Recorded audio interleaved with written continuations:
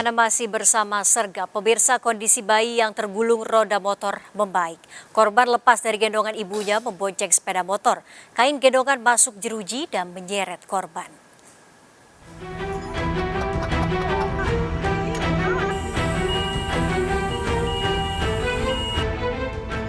Mekanik bengkel dan warga membongkar roda motor yang menjepit bayi berusia 1 tahun di Jalan Poros Sorowako, Luwu Timur. Korban terjepit roda setelah lepas dari gendongan ibunya. Korban berhasil diselamatkan dan mengalami sejumlah luka memar karena sempat terjepit roda yang berputar. Bahwa anaknya dibonceng memakai sarung.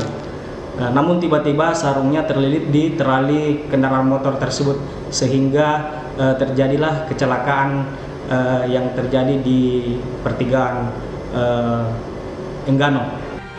Korban telah dipindahkan perawatannya di RSUD Palopo dan kondisinya sudah sadar dan membaik.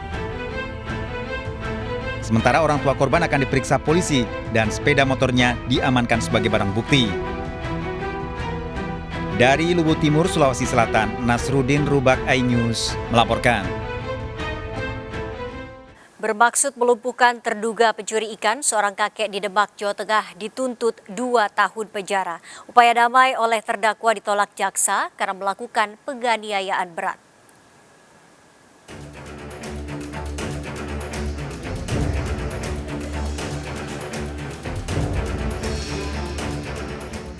Kasmito, 74 tahun, dibawa petugas kepolisian Demak, Jawa Tengah usai diduga menganiaya tetangga kecamatannya Marjani, 38 tahun. Peristiwa berawal saat korban warga Bonang diduga akan mencuri ikan di kolam pelaku warga Mijen.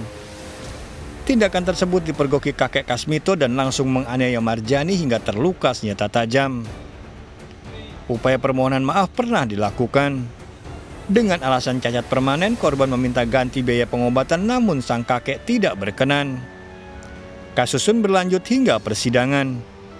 Upaya damai kembali dilakukan untuk kepentingan restoratif justice. Minta damai untuk restoratif justice dan dari pihak PH, kuasa hukumnya mengatakan bahwa untuk draft mau dibikin. Tapi sampai saat ini, sampai prosesnya tuntutan 2 tahun, itu pun belum ada titik untuk damai. Namun pihak pengadilan menolak upaya tersebut dengan alasan telah terjadi penganiayaan berat kepada korban. Syarat yang ditentukan oleh restoratif justice itu tidak dapat kita terapkan di perkara pidana yang telah dilakukan oleh Mbak Mito. Karena apa?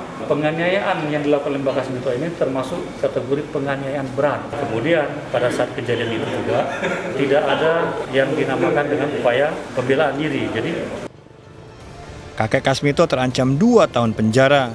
Dari Demak, Jawa Tengah, Sukma Wijaya melaporkan. Pelaku penembakan terhadap pengendara mobil di pintu keluar tol Bintaro, Jakarta Selatan ternyata perwira polisi yang bertugas di Polda Metro Jaya. Akibat penembakan, 1 korban tewas.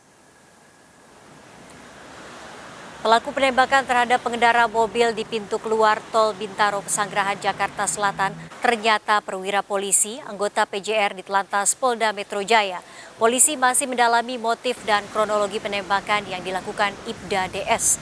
Penembakan berawal adanya laporan warga yang merasa dibuntuti oleh orang tak dikenal dari sebuah hotel di Sentul.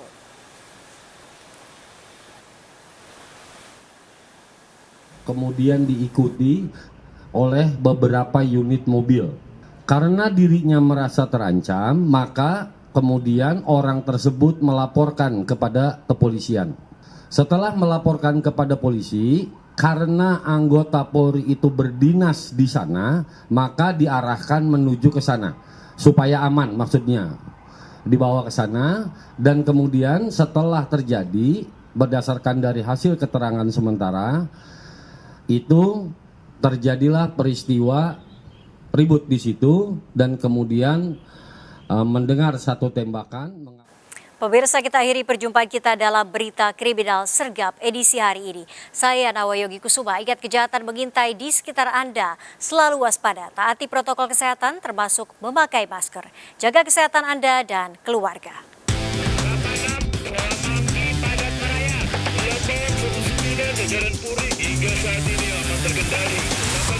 Seluruh jajaran kuda-kuda mengingat Timur Solo Kupang 365